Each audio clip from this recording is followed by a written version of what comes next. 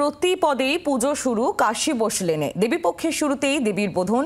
কাশীবোস লেনে শুরু দুর্গাপুজো। বাংলা জুড়ে চড়ছে পুজোর আমেজ। কি ছবি কাশীবোস লেনে, সরাসরি নজর রাখবো। অয়ন ঘোষাল আমাদের প্রতিনিধি রয়েছেন আমাদের সঙ্গে সরাসরি কাশীবোস লেন থেকে।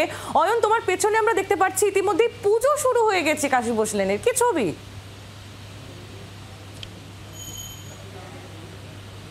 যে 5টি কল্পে দুর্গাপুজোর সূচনা করা যায় তার মধ্যে একটি কল্প অবশ্যই প্রতিপদ, অর্থাৎ মহালয়ার পরের দিন। কাশীবোস লেন কলকাতার, বিশেষ করে উত্তর কলকাতার অন্যতম সুপ্রাচীন ঐতিহ্যবাহী বনেদি দুর্গাপুজো।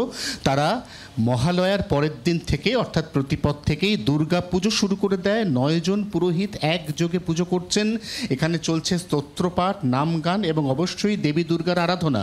আমরা ইতিমধ্যেই দর্শকদের জি24 ঘন্টার পুজো আসছে অনুষ্ঠানের মাধ্যমে জানিয়েছিলাম যে এই পুজোকে প্রতিপদে শুরু করার নেপথ্যে স্বাধীনতা সংগ্রামের ইতিহাস জড়িয়ে আছে।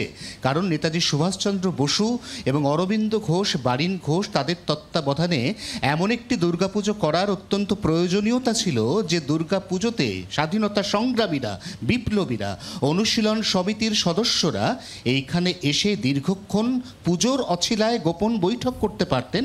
এবং যেহেতু ব্রিটিশ পুলিশ তারা উঁচু বুট জুতো পরতো, তারা কখনোই জুতো খুলে এই মণ্ডপে ঢুকতে চাইতো না।